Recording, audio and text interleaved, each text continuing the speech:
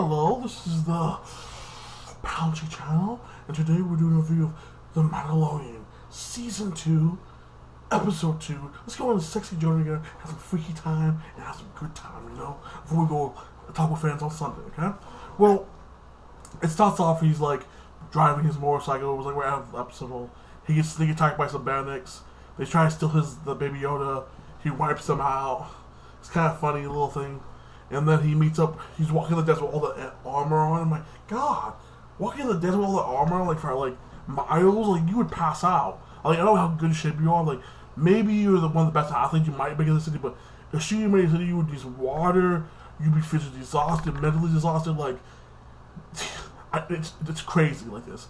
But, it's not the point.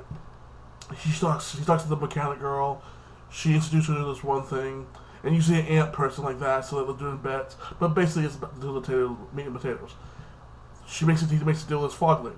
He's like, hey, if you take me to my husband to basically impregnate my eggs, I'll tell you about the Mandalorians they found. Like, okay, they make a deal. They're driving in space. You see these two freaking starfighters come down. They have a little fight. His ship gets a little damaged. He crashes on an ice planet.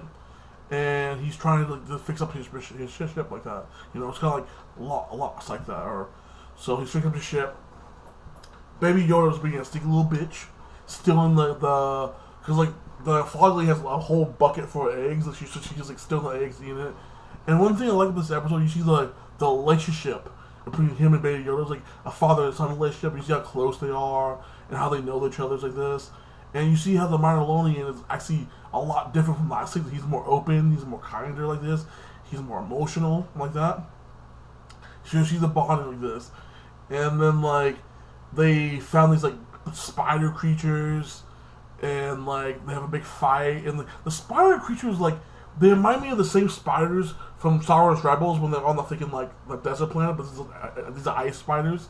I wonder if they're subspecies like this, of that same thing.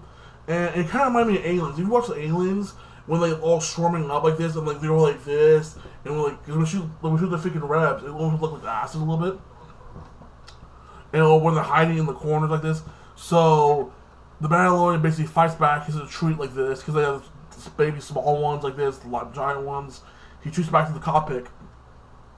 They get saved because like this giant spider jumps down, hits the ship like that, and the two like freaking